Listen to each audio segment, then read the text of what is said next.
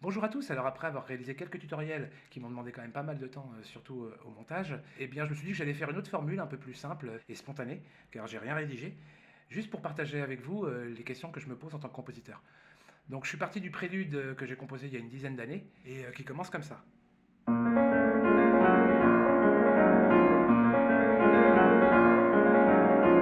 là on sent déjà qu'on a envie d'aller ailleurs, alors j'essaye, mais j'ai trop l'impression déjà que c'est conclusif si je vais ici.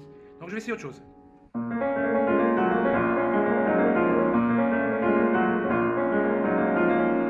y a une meilleure assise ici. Ça tombe bien, parce que je viens de jouer un accord de si bémol mineur, et là, un accord de mi bémol, c'est-à-dire le quatrième degré de la gamme. Donc pour l'instant, rien de bien sorcier, hein. Le premier degré si bémol et le quatrième mi bémol mineur. Donc on continue.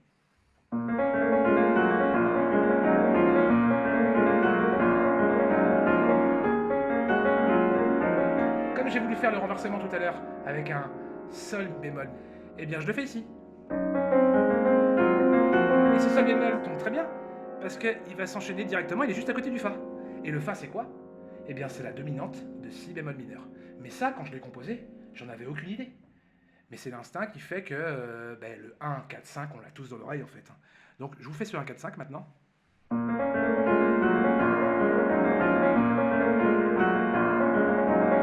4,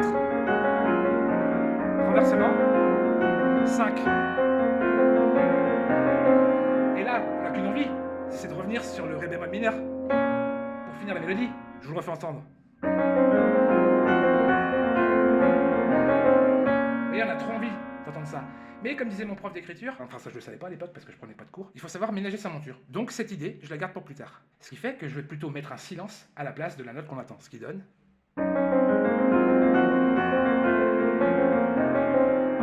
Voilà, comme ça met en valeur la basse, qui relance la machine. D'accord? Bon, ça marche, ça fait un petit arrêt, et on y va.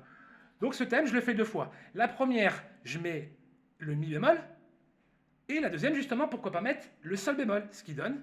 Question.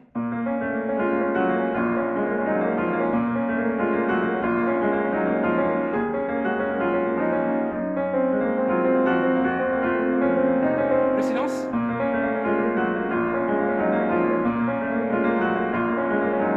Et cette fois-ci, le sol bémol.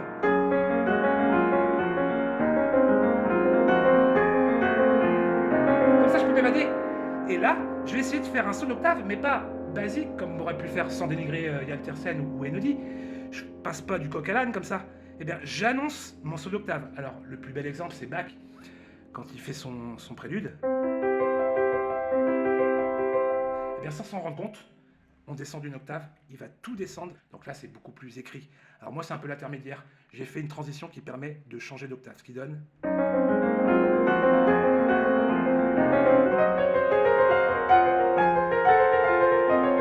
Et cette fois-ci, tout à l'heure, j'avais pas voulu mettre le ré bémol. Et bien cette fois-ci, je le mets. Parce qu'on a besoin d'un moment conclusif pour relancer la machine, ce qui donne...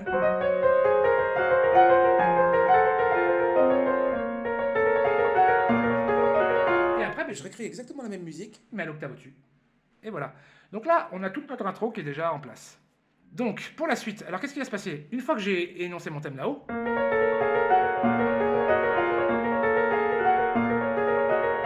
cette fois-ci, j'ai pas envie de le refaire deux fois. Je sais pas si vous avez remarqué dans la musique, mais quand il y a des reprises, en général, on fait pas tout deux fois à l'identique.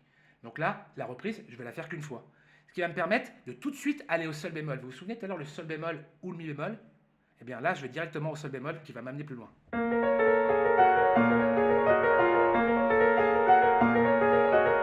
Ici.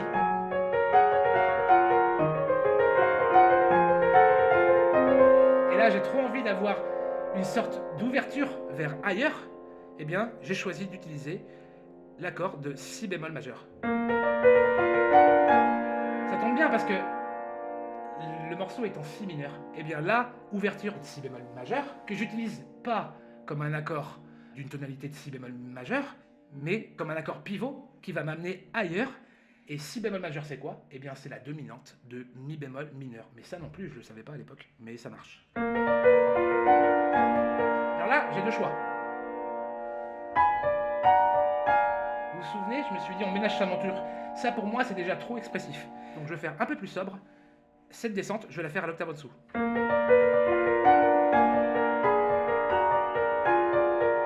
Beaucoup plus triste je trouve, pour aller vers le deuxième thème. Qui est en mi bémol mineur. Donc je refais toute la transition.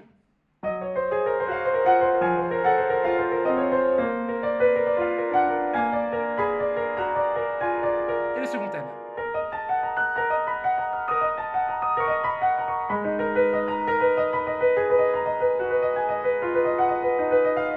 Donc là, qu'est-ce que j'ai fait? J'ai fait une descente en décalage. Je ne veux pas rentrer dans les détails, mais bon, ça fonctionnait plutôt bien. À la fin de cette descente, eh bien, je vais arriver sur l'accord de si bémol majeur qui m'avait servi de pivot, mais cette fois-ci, je vais le développer. Donc là, j'ai le choix. Soit je vais en haut, soit je vais en bas. Mais je vais en bas. Je reviens au milieu.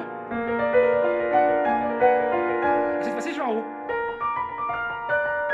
Et vous vous souvenez tout à l'heure de la transition, je voulais ménager ma monture? Eh bien, cette fois-ci, je le fais. Comme ça, ça fait une vraie conclusion au passage. Je vous refais tout.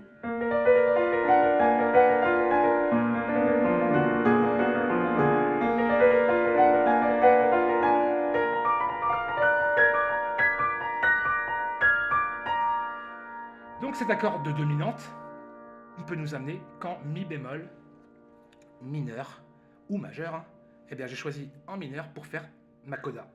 Alors je ne suis pas rentré dans les détails, mais depuis le début, j'ai un moteur rythmique. Des triolets comme ça qui sont en boucle. Pour la coda, j'utilise encore ces triolets pour conserver mon moteur rythmique. Ce qui donne...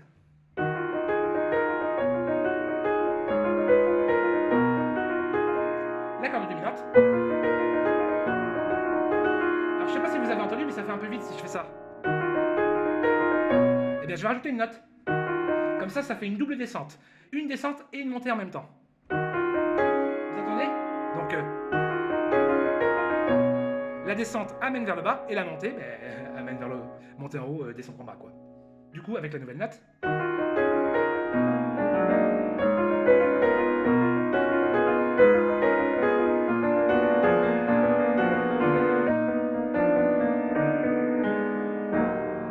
Comme ça.